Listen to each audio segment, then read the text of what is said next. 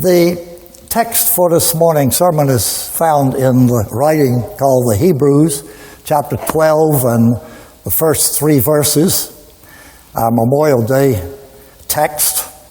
And here's what we find when we read here.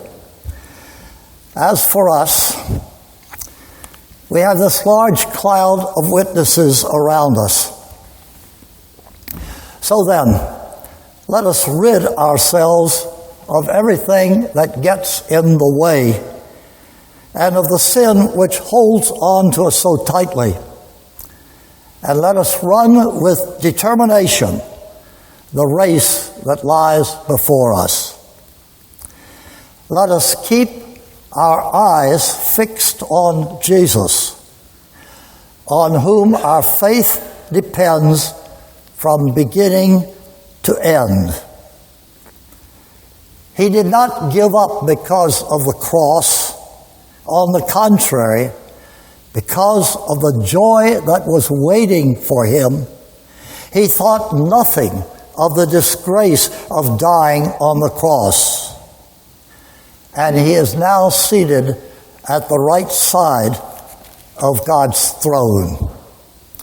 The word of the Lord. And so this is Memorial Day weekend. There are some churches in our day and time that avoid coupling a day like this to worship in the church. There is what they fear is what is called civil religion. And many of them have even taken the American flag out of the church because of their position that somehow or another one's country and one's God should not be coupled. My own judgment is that that particular way of thinking about things is misguided, and I think that each can be kept in proper proportion. So I think it's appropriate to ask the question about Memorial Day, a day in which we remember who or what is it that you and I are to remember on this Memorial Day weekend. And there are just 3 things that I want to hold before you as things that you and I need to remember. And I'll just give you the 3 things, and then I'll say a few things about these 3 things. The first thing that I want you to remember is those who gave their lives for our freedom. We want to remember those who gave their lives for our freedom. And the second thing that I want you to remember on this Memorial Day weekend is those who gave their lives for our faith. Those who gave their lives for our freedom and those who gave their lives for our faith. And the third thing I want all of us to remember on this Memorial Day weekend is to remember the one who gave his life for our salvation. And so for our freedom, our faith, and our salvation, these are the things I want to bring to our minds on this remembrance weekend and this remembrance day.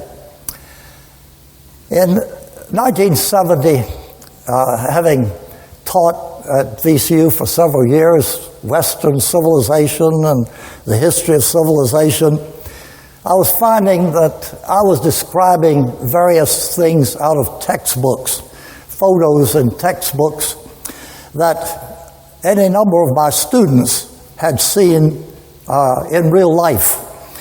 And it was getting more and more difficult for me because I would describe things that I'd never actually seen or been there, and these students had been there. And sometimes they would say, "Oh, Professor Blake, it wasn't quite like that." And of course it wasn't, because I'd only seen it in pictures, and they had put their hands on the building or on the statue, or they'd seen the painting itself. And so I went home and complained to Miriam about this, and she said, "Well, why don't we do something about it? Why don't we go to Europe ourselves?" And so our children were, something like 16, 14, and 12, or somewhere, I'm not exactly sure their ages, but they were teenagers. And so we got a car at Heathrow Airport, and we mapped out our itinerary, and we spent the next 3 weeks traveling around Europe. We went to 10 countries and in a 3-week period, riding around in a little car that barely held the 5 of us and our luggage. But I tell you that because one of the stops on our itinerary was the D-Day site. And we came up, we started out on the beach, and then we came up the hill, and there we saw the cemetery where the Americans who had died on D-Day were buried. And I must tell you that I have never seen a more compelling sight in all my life. There was just something about seeing those thousands of white crosses in the cemetery at Omaha Beach that moved me deeply, and I'll never forget it. So one of the things that we think about today is those people who gave their lives for our freedom. These people, many of them are my neighbors in Westminster, Canterbury, people who are now 92, 93. In fact, if you look at today's paper, you will see the picture and the obituary of a 94-year-old man named John Halsey. And John Halsey was in Europe. He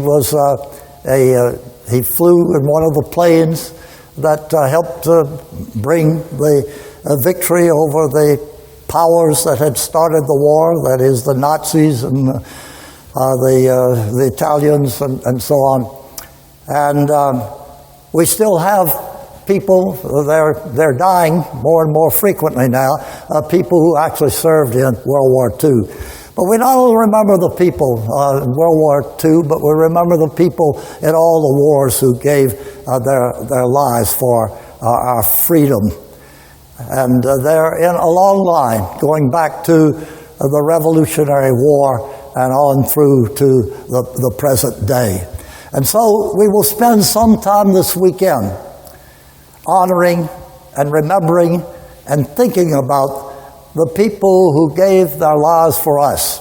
Paper this week told about how in the country of the Netherlands, who had been occupied by the Germans during the war, that in the Netherlands on tomorrow at 3 o'clock in the afternoon, everybody will stop for 2 minutes, and the traffic will stop wherever it is in the cities and towns of the Netherlands, and they will remember the freedom that they experienced at the end of the war.